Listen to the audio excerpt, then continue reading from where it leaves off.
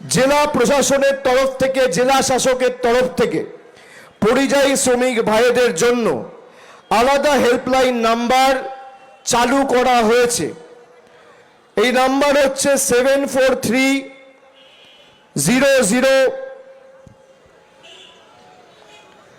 আবার 3টে 030।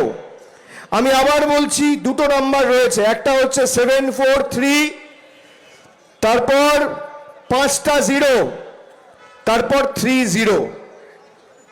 আর একটা নাম্বার হচ্ছে 91478888, তারপর 388।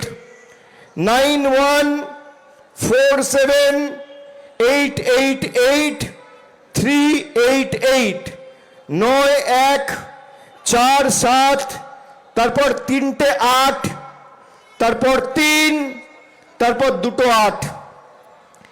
এই নাম্বারে যদি কারোর কোনো অসুবিধা হয় সরাসরি যোগাযোগ করবেন।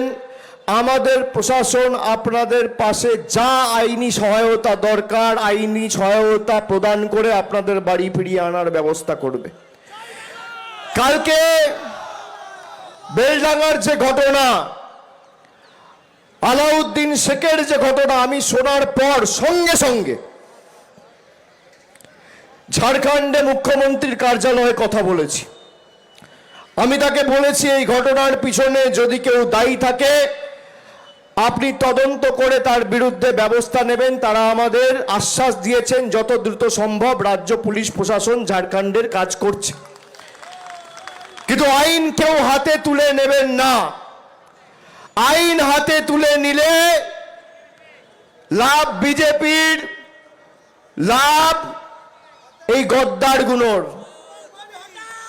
আপনাদের এটা মাথায় রাখতে হবে, কারোর উস্কানিতে পা দেবেন না। এখানে ইউসুফ আছে, কালকেও আমাকে ফোন করে বলেছে আমি বেলডাঙ্গা যেতে চাই। আমি বলেছি আজকে আমার র্যালি আছে বেলডাঙ্গায়, কালকে যেহেতু ঘটনাটা ঘটেছে তাদের একদিন দুদিন সময় দাও। আজকে আমাদের মিটিংয়ের পর আমাদের বিধায়ক, সাংসদ সবাই মিলে আলাউদ্দিন শেখের পরিবারের পাশে গিয়ে দাঁড়াবে এবং রাজ্য প্রশাসনের তরফ থেকে মুখ্যমন্ত্রীর নির্দেশে জেলা প্রশাসন ইতিমধ্যে 2 লক্ষ টাকার আর্থিক সহায়তা এবং তার স্ত্রীকে চাকরি দেওয়ার সিদ্ধান্ত ঘোষণা করেছে। এটাই আমাদের মানবিক সরকার। অপরিকল্পিত এসআইআর এর কারণে আজকে 2 মাসের মধ্যে প্রায় 84 জন মানুষ মারা গেছে। 116টা আত্মঘাতীর ঘটনা ঘটেছে। যারা সুইসাইড অ্যাটেম্প্ট করেছে তার মধ্যে 84 জন মারা গেছে। আপনি ভাবুন, হঠাৎ ইচ্ছা হলো আজকে লাইনে দাঁড়িয়ে নাগরিকত্বের প্রমাণ দিতে হবে। কে হে তুমি, তোমাকে নাগরিকত্বের প্রমাণ দেবে? আমি কি খাবো, আমি কি পড়বো, আমি কোথায় হাঁটবো, আমি কার সাথে কথা বলবো, কি রঙের জামা পরবো, বিজেপির নেতারা ঠিক করবে? আপনি দেখেছেন বিজেপিকে গালাগালি দিয়ে গত 5 বছরে, 7 বছরে, 10 বছরে, 12 বছরে যবে থেকে মোদীর সরকার দেশ চালাচ্ছে, রাজ্য কংগ্রেসের কোন নেতা একটা সাংবাদিক বৈঠক করে এদের বিরুদ্ধে সরব হয়েছে? কোনদিন দেখেছেন অধীর চৌধুরীকে একটা সাংবাদিক বৈঠক করে নরেন্দ্র মোদী, অমিত শাহ বা এসআইআর এ মানুষের হয়রানি হচ্ছে একটা প্রশ্ন তুলেছে? দেখেছেন কেউ? সকাল বিকেল তৃণমূল কংগ্রেস আর মমতা বন্দ্যোপাধ্যায়ের আমার বাব্বা পান্ত করে। আকাশ মেঘলা হলে মমতা ব্যানার্জি দায়ী, গরম বাড়লে মমতা ব্যানার্জি দায়ী, শীত পড়লে মমতা ব্যানার্জি দায়ী, পান থেকে চুন খসলে মমতা ব্যানার্জি দায়ী, বরফ গলে জল হলে মমতা ব্যানার্জি দায়ী, আলুর সাইজ ছোট হলে মমতা ব্যানার্জি দায়ী, পেঁয়াজ বাজারে না পাওয়া গেলে মমতা ব্যানার্জি দায়ী। আর যাদের কারণে আজ মানুষ নিপীড়িত, বাংলার 2 লক্ষ কোটি টাকা যারা আটকে রেখেছে, সেই মোদীকে কোনোদিন আক্রমণ এই কংগ্রেসের নেতারা করে না। খালি তো বিজেপি শাসিত রাজ্য নয়, কংগ্রেস শাসিত কর্ণাটকায়, তেলেঙ্গানায় বাঙালির উপর অত্যাচার হয়েছে।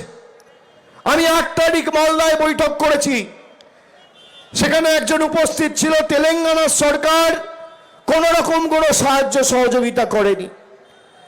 আমরা আইনি সহায়তা প্রদান করে তাকে বাড়ি ফিরিয়ে আনার ব্যবস্থা করেছি। নদিয়ার চাপড়ায় তার বাড়ি। মানুষ বিপদে পড়েছে, যদি পাশে কেউ দাঁড়ায়, তৃণমূল কংগ্রেস দাঁড়িয়েছে।